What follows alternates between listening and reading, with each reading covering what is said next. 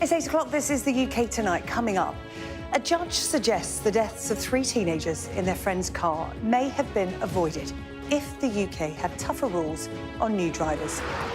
Tilly Seckham, Frank Warmold and Harry Purcell all died when Edward Spencer crashed head-on with another car. The woman and 2 children inside suffering life-changing injuries. Sentencing him to 2 years detention today, the judge said it may not have happened if Spencer was prevented from carrying passengers. Well, that's one of the measures that could be imposed as part of graduated driving licences, rules on young drivers that have been shown to cut deaths in other countries. I'll be speaking to a mother who is leading the campaign for GDLs after the death of her daughter. Also tonight, the government condemns comments allegedly made by Belfast rappers Kneecap. Footage has emerged from 2 years ago, featuring one of the band appearing to tell fans to kill Conservative MPs. Sir David Amos's daughter Katie has told them to apologise. I'll be speaking to Katie tonight. Plus, I'm going to be joined in the studio by Tom Parker's widow Kelsey to discuss the charity football match being held in the singer's honour 3 years on from his death. And we'll speak to a man who is making the journey from Land's End to John O'Groats in just a week, relying only on local bus services. Well, that's come and much more on the UK Tonight.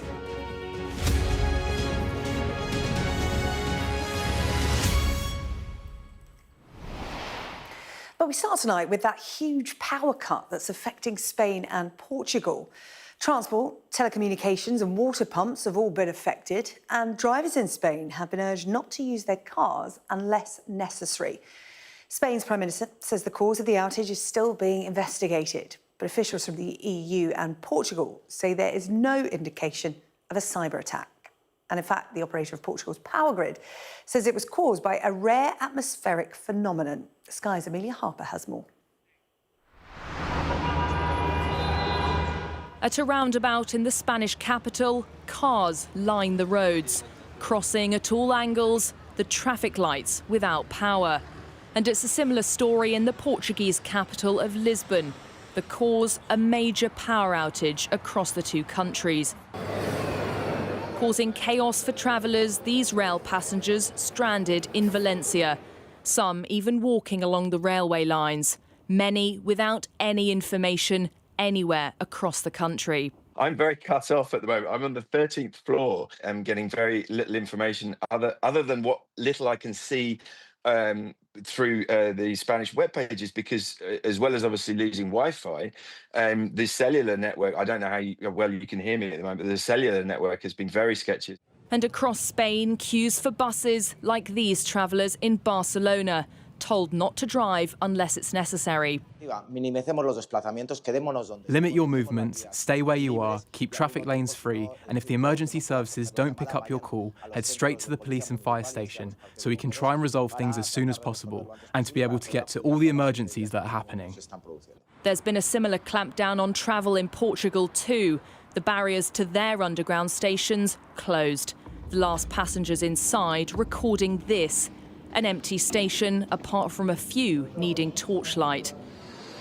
A different scene to Lisbon Airport, where hundreds of passengers wait for delayed flights. Planes at major airports in both Portugal and Spain delayed. Also delayed, play at the Madrid Open. Empty courts at the annual clay tournament when scoreboards and match cameras lost power. I didn't sleep that well last night, so maybe I just need to not get a lot of sleep.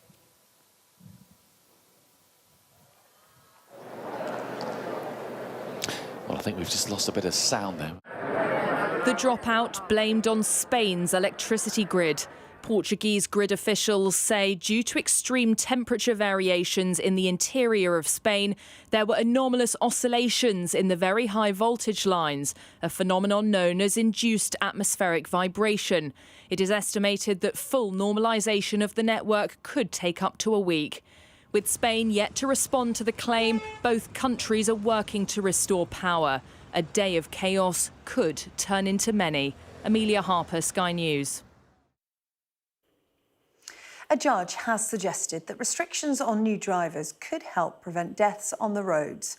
Edward Spencer killed 3 friends and left 2 young children and their stepmother with life-changing injuries in a head-on crash in 2023. He'd had his licence for just 6 weeks.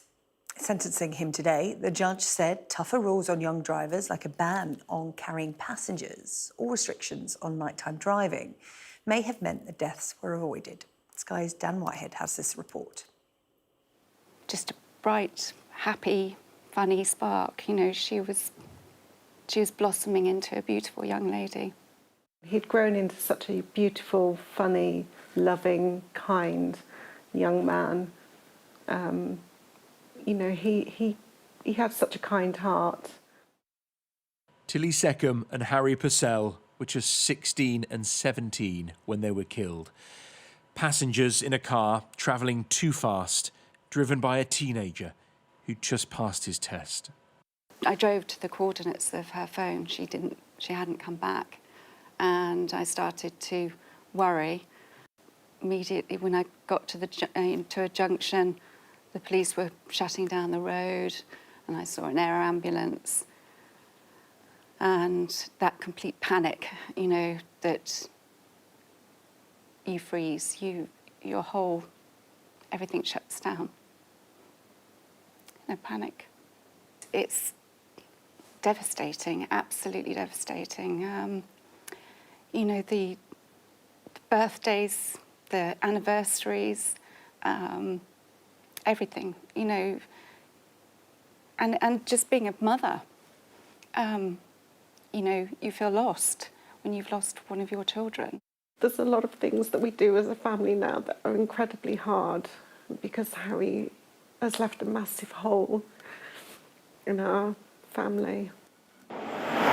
Tilly, Harry and 16-year-old Frank Wormold all died when the car they were in, driven by 17-year-old Edward Spencer, lost control on a country road in Warwickshire. Edward Spencer had passed his driving test just 5 weeks before he made a journey on this stretch of road. He was travelling at around 64 miles per hour when he lost control. Too fast, say police, for the conditions. He crashed his Fiesta into an oncoming Fiat 500, seriously injuring 2 primary school children and their stepmum inside. She told Sky News of the moment it happened. I was on a straight strip of road and I saw a silver Ford Fiesta coming towards me round the corner and I could tell that the driver had lost control and I knew it was going to hit my car. And the only thing I could do was tell my children to close their eyes because I knew they were going to die. All 3 did survive, but their recovery continues. For me, it's been horrific. I try and manage it as much as I can for my children because I need them to see me healing so they know that that's okay and they know it's possible. They're going to have scars for life, physically and mentally, but they're getting there. As Spencer is sentenced, yet again there are broken families, all asking the government to reconsider introducing tougher rules for new drivers. Graduated driving licences, successful in countries like Canada and Australia, see restrictions like a ban on driving at night and a limit on passenger numbers. If graduated driving licences were in place, you know, this would have saved Tilly's life. What I'm saying is if you're not willing to go down the graduated driving licences route, no action and procrastination is not good enough anymore. Young people have a disproportionate number of accidents. They cause a disproportionate number of accidents. And I think that needs to change. And there needs to be systemic change, otherwise it's going to stay the same. And we're going to keep hearing about it on the news. We're penalised because our son's been killed. You know, you can look at it's a double-edged sword, isn't it? You know, our son is no longer here because somebody was driving without due care and attention. Despite growing evidence of their success abroad, the government is not considering graduated driving licences, but says it's determined to tackle the problem of young deaths on our roads. Too late for 3 families who've lost their children. Dan Whitehead, Sky News. Well, Sharon Huddleston, the founder of Forget Me Not Families Uniting, a group campaigning for the government to take action on this issue, joins me now. Sharon, thank you for coming back onto the programme. Many viewers will remember our conversation earlier this month about graduated driving licence because you lost your daughter Caitlin under similar circumstances when she was being driven by her friend Sky, both of them 18 at the time. I just wonder how you're feeling today to have more families join your club that nobody wants to be a member of, but it must be really frustrating for you to sit here tonight and be talking about this again. Yeah, it's so sad to hear this case today, and it's another clear example of why a graduated driving licensing is needed in our country. And yes, two of the families from this case, two of the bereaved families, have joined the Forget Me Not Families Uniting group. And we currently have up to date 235 bereaved family members that are in our group, all calling for a safer licensing system in the UK. We heard the judge in this case say that GDL's graduated driving licence may have prevented deaths in this case. And I know when we last spoke, the idea of GDLs isn't new. This has been knocking around for some time now in the UK, but the government keep pushing back on it. And we had a discussion, didn't we, about the fact that the government see it as unnecessarily penalising young people, whereas your argument, and given this case today, is that it's not penalising young drivers, it's offering them protection. Yes, that's right.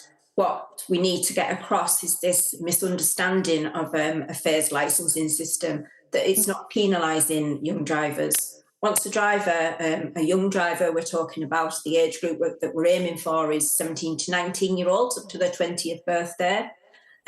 We know that this age group are the ones that are mainly affected by road traffic collisions from the RAC Foundation research.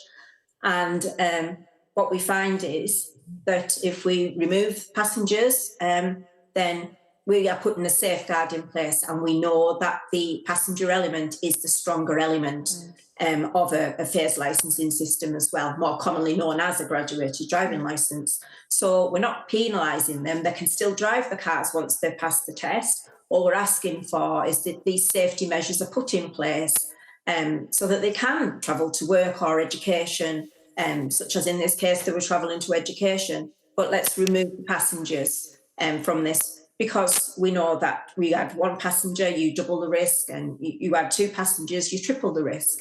And so, yes, it's safeguards that we're wanting. And we have safeguards in any other areas of life. So why not for young teenage drivers once they pass the test? And the evidence is there. I know that this is in place in other countries. In fact, Dan Whitehead, who was following this story for us today, has been to Canada to see it in operation there, where it's in effect for 16 to 19-year-olds, and it's reduced the death rate by 83%. So the statistics are there. So how does it make you feel when the government say they're determined to tackle this problem, yet they won't consider GDLs? It's very frustrating, and I honestly don't understand why the government aren't looking at this seriously. They've had this evidence presented to them for decades now. We have a family in our group who lost their son in 1986 and have called for a phased licensing system for all them years since losing their son. So we know how long this has been going on for, and that bereaved families have been calling for this for many years. So it's very frustrating when we're constantly being told from government that they're not looking at bringing in graduated driving licences. They're saying at the moment that they're looking at the root causes. Well, we know that the root causes, through all the evidence of decades of evidence, is youth and inexperience. And we know as well that young drivers have the tendency to maybe show off if they've got passengers in the car. So, you know, I honestly cannot understand why the government aren't trying everything in their power to help save young lives on our road. We know we cannot accept these crashes week in and week out that are happening. Yeah.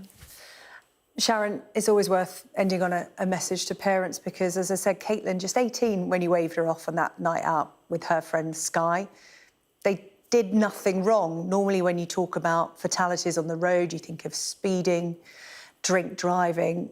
None of that happened in your daughter's case. It was simply inexperience. And this was something that you didn't know about as a parent, and you're desperate for other parents who are fortunate enough not to have been affected by this, but, you know, it could happen to any parent, any young person. You're desperate to get the message across to people to support you on this.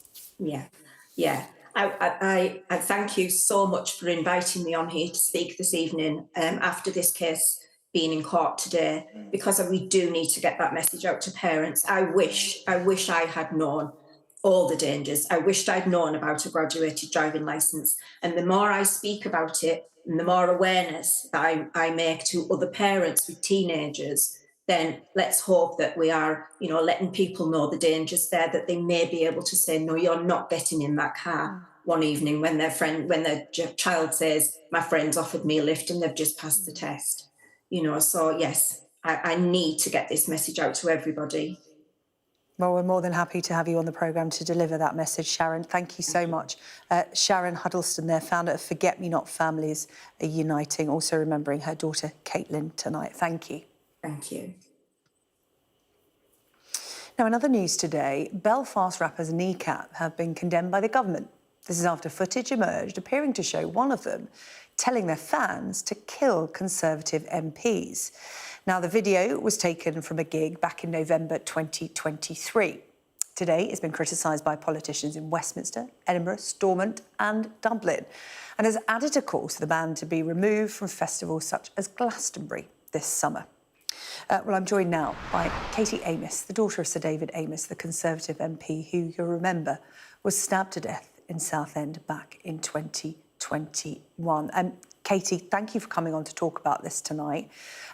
I know this will have angered you greatly to have seen this. Perhaps you can give me an idea of what you thought when you heard about this. Just absolute heartbreak that people are still speaking with this kind of rhetoric and violence and venom, and just absolutely heartbroken that my father was killed in such an awful manner, and people are like celebrating it and asking for it to happen again. And it's a very, very dangerous narrative to be putting out there. These people have thousands of fans who are young and they're impressionable, and who knows, one of them might go and actually commit the crime. So for them to be saying this, it was just extremely upsetting. And I honestly, I'm just gobsmacked that young people are speaking like this nowadays. It's very dangerous, and, you know, it needs to be investigated fully, and the police have to get involved, and then they should apologise to the victims of people that this actually happened to. It's not a game. It's not funny. These are real people's lives. And my father, a wonderful man, a politician for 38 years, he did nothing wrong. He went to work one day and was killed, and that's nothing to laugh and joke about. So I'm very shocked that this has been said. Yeah, Katie, this has been referred by the Met Police to the Counter-Terrorism Internet Referral Unit for assessment and determine whether any further police investigation may be required. We're waiting for an official response from the group themselves. Recently, they've spoken out about free speech and how they've been the subject, they believe, of a witch hunt. But in your opinion, is this free speech or hate speech? This is not free speech. You're telling people to go and kill somebody. If that's free speech, then we need to eliminate free speech. That is absolutely ridiculous. They verbatim said to go and kill a person. That is illegal. That is not free speech. That is not art. People have been killed because of their beliefs, and it's not a joke, and it's not something that should just be said lightly. So they can't get away with it under the guise of being creative and being artistic. They have committed a crime by saying to go and kill people. And I think they should ask themselves, if it was their father that this happened to, would they be so excited about shouting out to people and saying it to happen? I wake up every day with the knowledge that I will never see my father again. He will never meet my children. He wasn't able to be at my wedding. There's nothing funny about this. This is serious. And the government and the police need to take it seriously and to nip this in the bud and stop this kind of rhetoric being tolerated. Yeah, Katie, investigation is taking place, and as I said, we are waiting to hear from the members of the group. There are 3 members in that group. Would you sit down with them and talk to them about your experience? Is this education here? Would you accept an apology? Absolutely. I'm more than happy to sit down and speak with them. I'm sure they've never met a victim of such a heinous crime, and so they're not thinking it through. If they were to meet with me and to see and to hear the pain and the torture and the torment that I go through every day, I'm sure they would feel terribly guilty, and I'm sure that they would apologise, because if not, what kind of people are they? So I'm more than willing to sit down with them and explain why people in their position should not be inciting this kind of violence. They should be creating love and positivity. They're in an amazing position to be able to, let's create something good in the world, not let's have violence against our elected officials. So yeah, I'm willing to meet with them, and I think they're going to change their mind when they hear firsthand how not funny this situation is. Yeah, we live in a time of cancel culture, don't we? And the band has recently faced criticism after they display messages about the war in Gaza during the music festival in America, Coachella. You know, the calls for their work visas to be revoked in the US, but following this, now calls for them to be taken off the bill at Glastonbury, for example, this year. Is that the kind of thing you want to see happen? Well, we need to do a police investigation, find out, you know, why they said it. I think that possibly that needs to happen, but they also need to take accountability and apologise, and we need to have the force of the law on them. They might have been doing it to create publicity because now we're on this news station talking about them. We would not have been had they not have said it, but that's not an excuse. So I don't know what the right way forward is. I know that there needs to be a police investigation, and there needs to be apologies to victims of serious crimes such as this. Words matter though, right, Katie? Words matter, and we see the consequences when these things aren't taken seriously, because my father's killer was known to the authorities and they didn't take it seriously. The police didn't show up even though there was a threat the night before. The government were monitoring him, let him go back out into the community, and now my father isn't with us today, so we can't wait until something bad happens and then say lessons will be learned. Lessons are never learned. We need to get up front of these things and tackle them before they happen, so that other people's lives aren't torn apart like mine has been and the rest of my family's. Well, Katie, listen, I really appreciate you coming onto the UK tonight to talk to us about this. Thank you for your time. Katie Amos there, the daughter of Sir David Amos. We have approached NECAP about the comments allegedly made in that video. We've also approached their manager for comment as well. Nothing as of yet. Now, an independent review at the BBC, sparked by the Hugh Edwards case, has found that there is not a toxic culture at the corporation, but there is a minority whose behaviour is unacceptable. And today, the chairman of the BBC admitted that powerful individuals could abuse their position to make colleagues' lives unbearable. Sky's arts and entertainment correspondent Katie Spencer has this next report, and just to warn you, it does contain some strong language. It's often cited as being the envy of the world, seen as a gold standard public service broadcaster. But are the BBC staff able to call out the bad behaviour of some of its stars? In the wake of ex-newsreader Hugh Edwards pleading guilty to accessing child abuse images, the findings of a deep dive review into workplace culture now published. Quoting employees who point out the pay differential is huge. How empowered really is a producer to raise and address issues? And how the current process of reporting is in itself traumatising, unsupportive, overly long, with relentless rounds of meetings and uncertainty. The report ultimately finding no evidence of a toxic culture, but still tough talking from its chair, Samir Shah. Everyone who cares about the BBC has felt deeply shocked and upset by the cases we have all now seen and heard about. And that many of us have an absolute determination to take decisive action and rid the BBC of these behaviours for good. Something which the BBC has struggled with to date. Earlier this year, a review found a number of staff felt unable to raise concerns about Russell Brand's behaviour when he was a radio presenter for them. In January, the board also apologised after another review found the corporation didn't take adequate action over questionable behaviour from DJ Tim Westwood, both of whom deny any wrongdoing. Hello, ladies and gentlemen. If the recommendations sound familiar, similar was said after Jimmy Savile's abuse was exposed when in 2013 the corporation published its Respect at Work review. This new 2025 report talks of a Call It Out campaign for bad behaviour, which is not too dissimilar to its 2013 promise to publicise support for bullying. It also says it'll implement new pledges for individuals on what they can expect from the BBC, which again sounds rather like back when they promised to relaunch the BBC's values. Tough talking from the big bosses in there, but it's pretty damning that almost a decade later these are still issues that it's struggling with. The report asks whether employees who in the last 20 to 30 years have reached senior positions understand the difference between banter and what is downright cruel or offensive.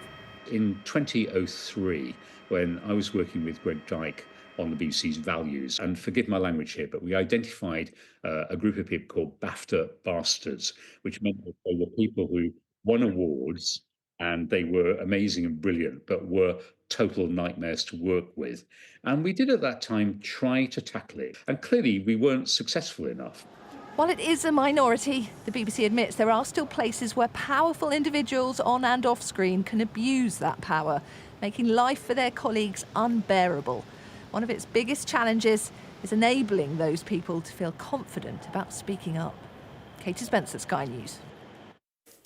Still to come here on the UK Tonight, claims of a culture of discrimination, harassment and bullying at one of the largest ambulance services in the country. Kelsey Parker, the widow of the wanted singer Tom Parker, is going to be in the studio to discuss her latest fundraising plans. Plus, the long and winding road. We catch up with a man bossing it from Land's End to John O'Groats.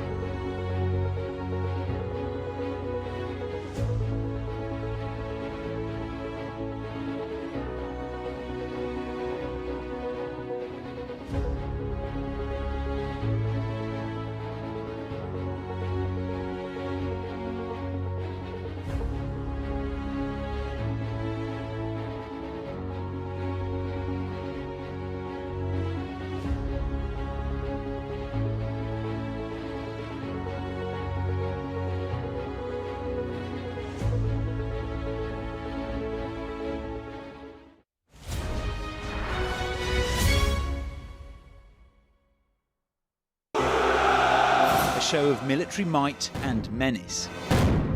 Why should the West trust you? Frankly, I don't care whether the West trusts us or not. Sky News. Get the full story first. Have a quick word for Sky News. Is the West right? Are you fueling Russia's war machine? American journalist Evan Gershkovich is on trial here, but was first on display. I'm Ivor Bennett, Sky's Moscow correspondent.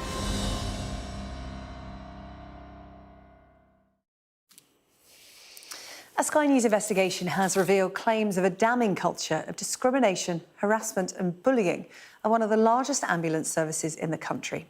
South East Coast Ambulance Service has been branded by one union as the worst in the UK. And the government has described the details of our investigation as extremely concerning. Sky's Rachel Venables has this next report, and just to warn you, you may find the content distressing. I don't think that when you have an accident, you imagine that the person that is in charge of your life is going to sexually assault you. After a cycling accident in Surrey 4 years ago, Juliet feared she'd been paralysed. A private ambulance working for the South East Coast Service arrived, but she claims on her way to hospital, she was sexually assaulted. He, with his left hand, lifted my shorts up and put his right hand into my shorts. Between your legs? Yes. I was so shocked. I was in a sort of paralysed state of trauma. She reported it to the police and ambulance service, but it was her word against his. And after months of delays, the trust effectively said the assault hadn't happened. Insulted, betrayed, humiliated. Why would somebody imagine I'm going to waste all this time? It's too late for me, but for other people. But there have been reports for years about a toxic culture inside the South East Coast Ambulance Service where concerns go unanswered, highlighted again in a recent GMB union poll. More than a quarter of the staff who responded said they'd witnessed inappropriate conduct. The same number reported bullying, and a staggering 80% said they didn't feel confident the trust would support and protect them if they needed to blow the whistle about concerning behaviour. Amelia reported a fellow manager for joining a Teams meeting with Nazi paraphernalia on display in his home office. A4 picture of Hitler. Giant Nazi flag. And I kept looking around the room thinking, why is no one saying anything? And nobody did.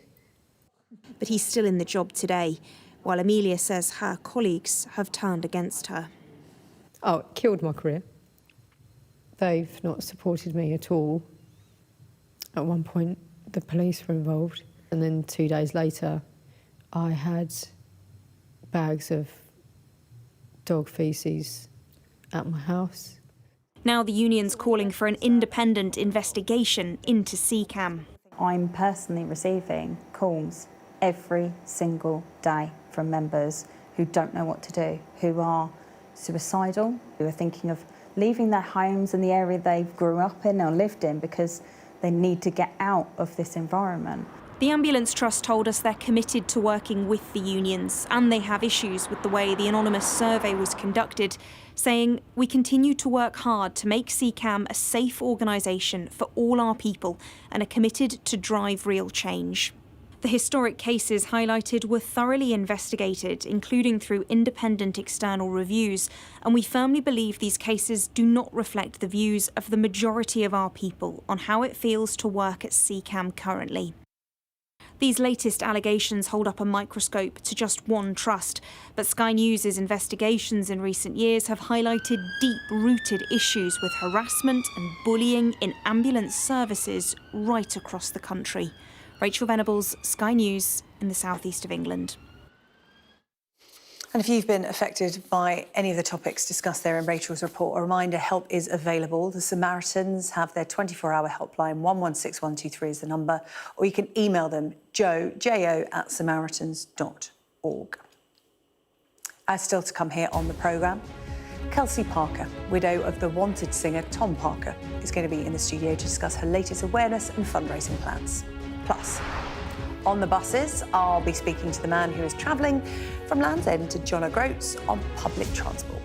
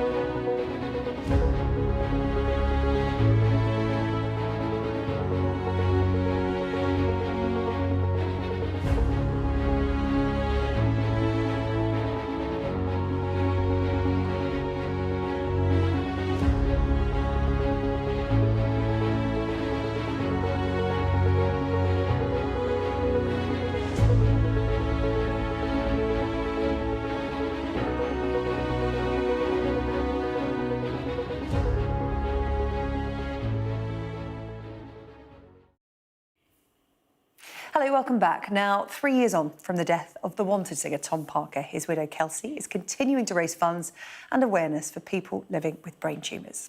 As part of those efforts, a third annual charity football match is going to take place next month to help the charity ahead of the game provide physical, mental and emotional support to those living with a cancer diagnosis. And Kelsey, I'm delighted to say, joins me now in the studio. Kelsey, it's lovely to see you. Thanks for having me.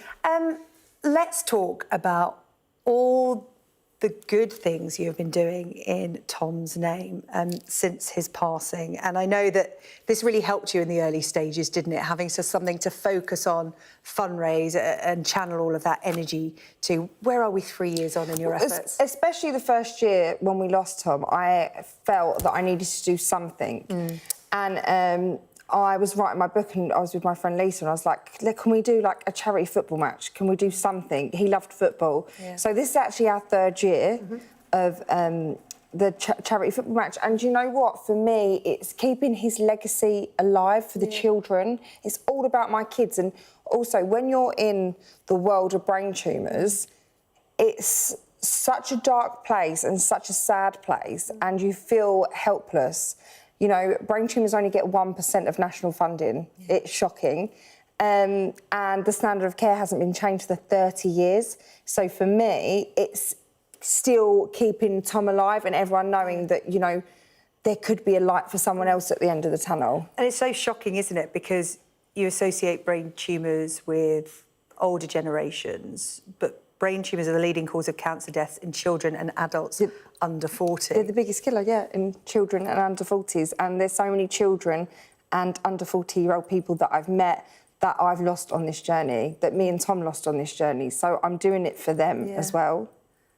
That must be really hard as part of that community because you enter this world, like you said, in a really dark place. And you, Tom, and your family were so open about his diagnosis and his journey. And people really felt invested. Yeah. Clearly the wanted fans, obviously, but, you know, wider section of the public as well.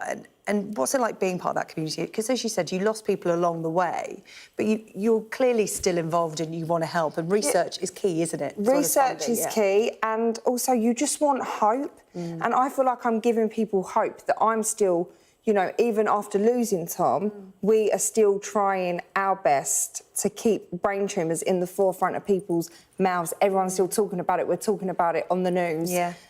Because that's what's important. Yeah. It's ultimately to still make awareness happen for brain tumours. You want his loss to be a catalyst for change. And for the kids to know that, you know, that we did lose their dad, but we're still, as a family, still shining a light for Tom. Yeah.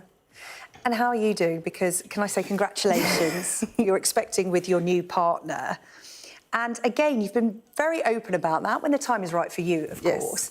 And it's important to talk about that because that can be a taboo subject, can't it? Moving on after you've lost a partner. Tom spoke to you and spoke openly about the fact that he wanted you to have a life after he'd gone. How are you feeling now? Do you know what? It's not even about the moving on. Like, Will is such a massive supporter. He's going to be there on the day. You'll never leave Tom behind. No, Tom is... He's a massive part of our family and our journey. And do you know what? I'm just so excited that I'm having another baby and that I still have that hope and life still within me. Yeah. Some real positivity to come out of what has been a really dark time for you and your family. But me and Tom were always the positive Parkers and we always spoke about that. And I think, you know, in such darkness, you need a bit of light and you need that positivity. Yeah. People haven't been so kind, though, have they? A small section of people, and we know it happens online. What's that been like? Because I know that you've been trolled for continuing with your lives, for wanting your kids to be happy and have a future and for mummy to be happy.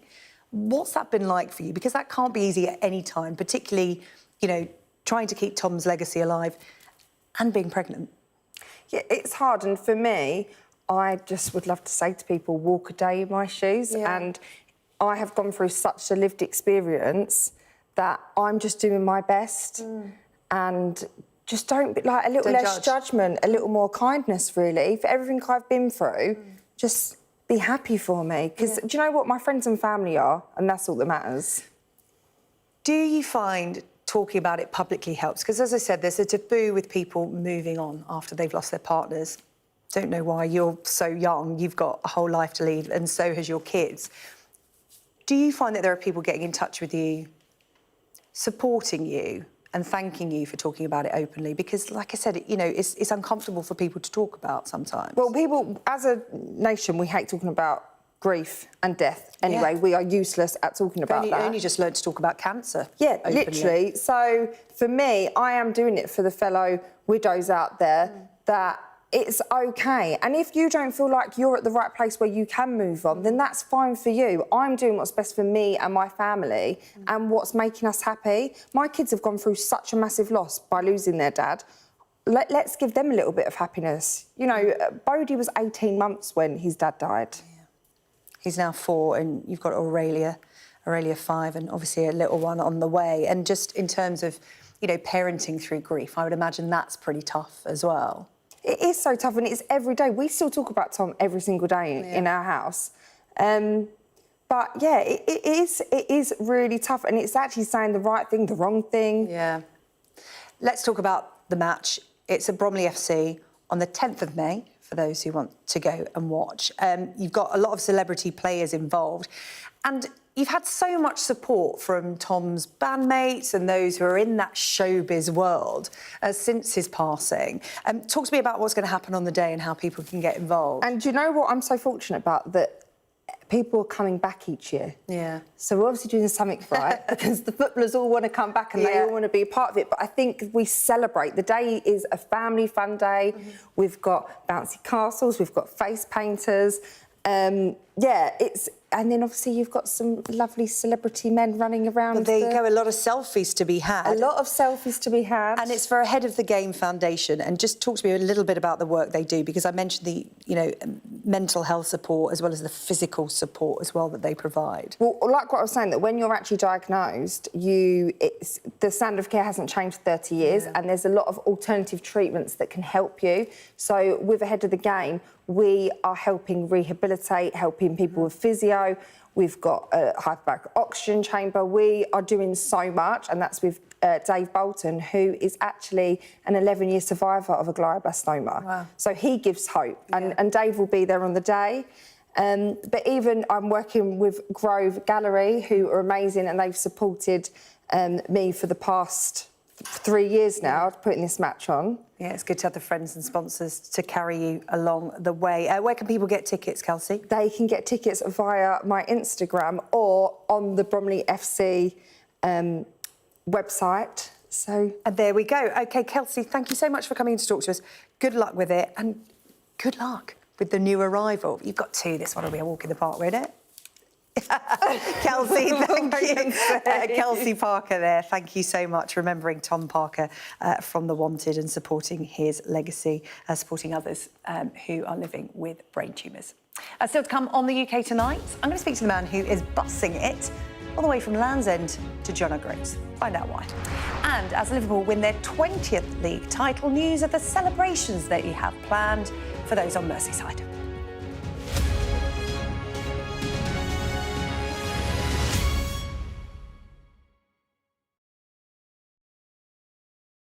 On May the 1st, people across the country will head to the polls. There's a lot at stake. A seat in Parliament, 1,600 council seats and 6 mayoral elections, all up for grabs. Who will win the tight race in the Runcorn and Helsby by-election? Join us for Vote 2025. The results live as they come in, analysis and reaction.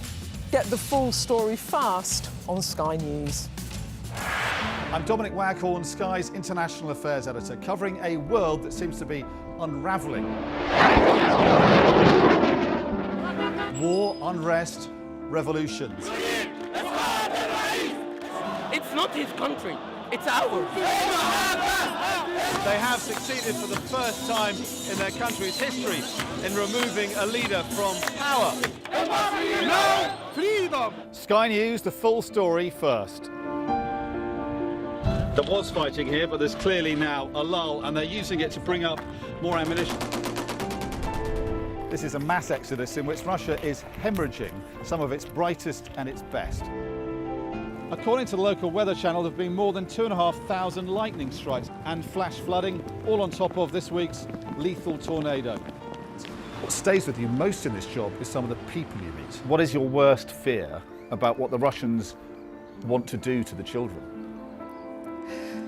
They're just boosting demographics by stealing young people. Would you like to take the opportunity, Mr. President, on Sky News to invite Barack Obama to come here? Mr. Trump, are you running for president? Can you confirm it? We're going to take a look, a very serious look. On that day, we saw your fighters killing women, killing children. Was that a mistake? Did you go too far?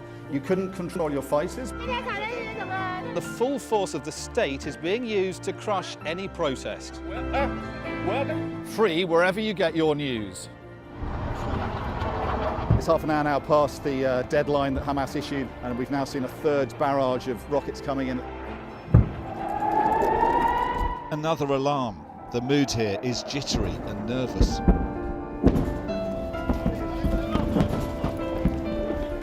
We're seeing the world get more and more divided, and it's our job to try to make sense of it all.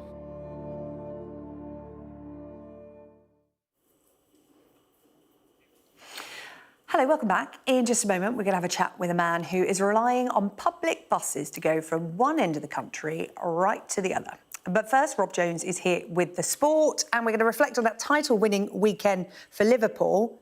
Because you were there. I was there. What a gig to get for work at the weekend. I know, yeah, it's amazing. I think I said right at the start of the day yesterday, it was one of those I was there days at Anfield, or at least you thought it was going to be. And then Tottenham went 1-0 in front. You thought, oh, this could be a lot of fireworks and a lot of flags going to waste. I saw all the champion scarves that had already been printed. Thought they might have to go in the wardrobe for another couple of weeks. But Liverpool came storming back, won the game 5-1. I mean, look at that at the end. And I was right at the Kop, actually, just next to where those players are celebrating there. And incredible, as you will have experienced as well in your own career. You have moments which you think, I'll remember this forever. And yesterday was certainly one of those. Yeah, I would imagine in the Sky Sports newsroom, when your name got drawn out of the hat for that gig, you were thinking, yeah, I'll take that one. I'll get through it.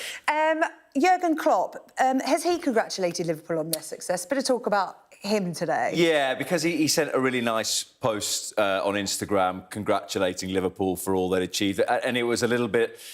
He took his leave at the end of last season and, if you remember, started singing Arne Slot's name to the Anfield crowd as if to say, get behind this new manager. And then yesterday, when Arne Slot was interviewed on the pitch as well, he returned the favour and sang Jurgen Klopp's name, and I guess said a bit of a love-in, and said this is not quite as much Jurgen Klopp's success, but he certainly left him with a lot to work with, Jurgen Klopp, and Arne Slot has built on that this season and got Liverpool to become the Premier League champions. Yeah, we've still got a few weeks left until the end of the season, but surely Slot will be preparing for next season now, will he? Yeah, that's the thing, isn't it? That football doesn't stand still for particularly long. So Liverpool will have their 4 final games. They have their parade on the 26th of May, the bank holiday Monday. But there is the discussion as to whether or not Trent Alexander-Arnold, their star right-back, will be there next season because his contract's up. There are other players that maybe he might look to change. So, yeah, there could be some new faces at Liverpool as they look to defend their title, which only really Manchester City have done in recent seasons. So Liverpool go to Chelsea next weekend. That's live on Sky Sports. Plenty of other sport to be going on with today. Let's have a look at it. Staying connected is vital for business. Sky Business sponsors this report.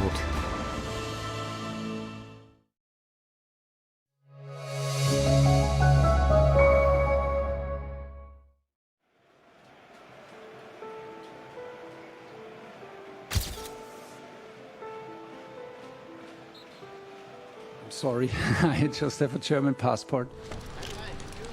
Hopefully I can convince them and show them and prove them that I'm proud to be the English manager. For only the 3rd time in history, the FA have turned to a foreign manager to take charge of the men's England team. Thomas Tuchel follows in the footsteps of Sven-Göran Eriksson.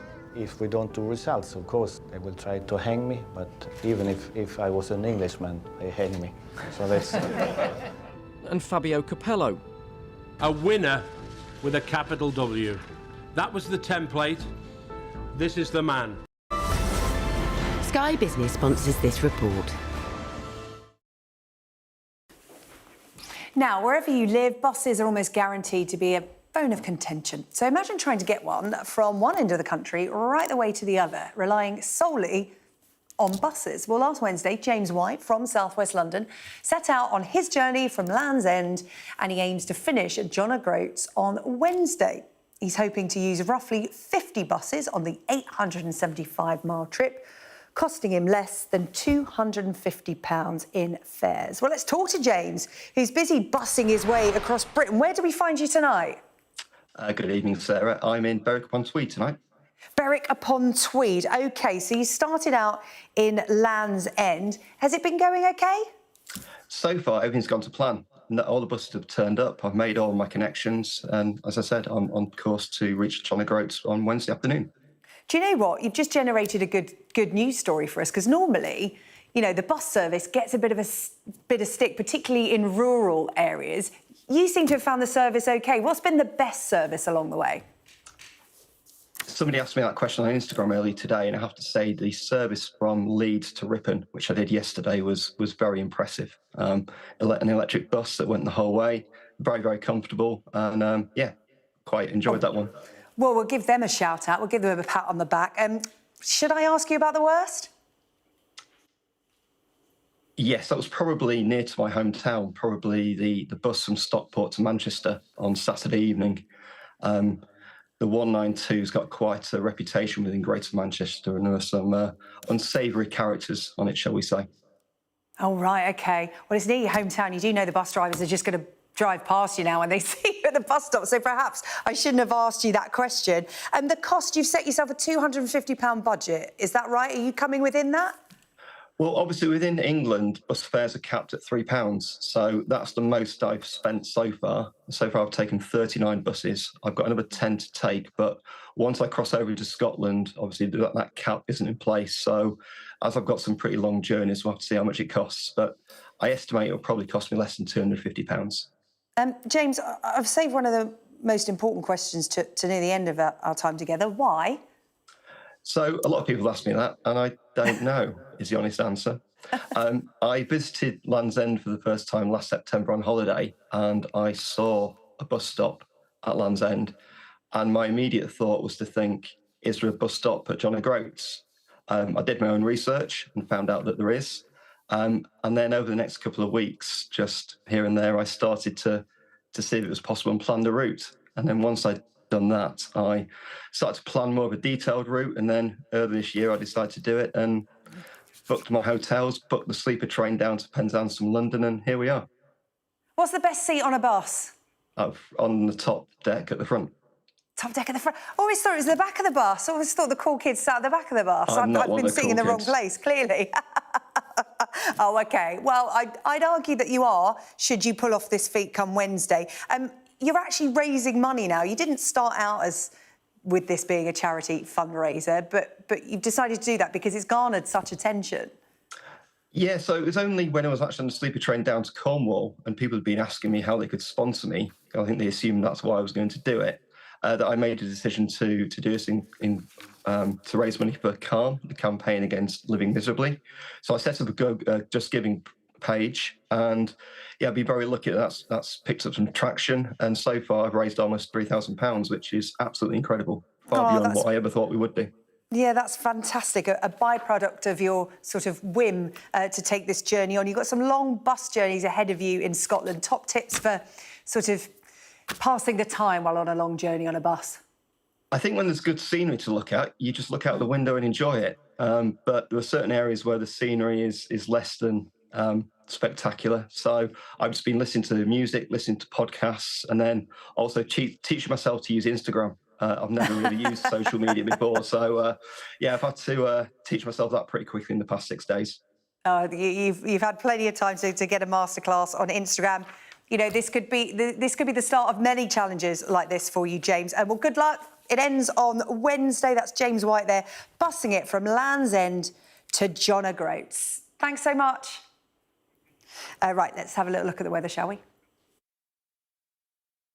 The ideal atmosphere, whatever the altitude. The weather, sponsored by Qatar Airways.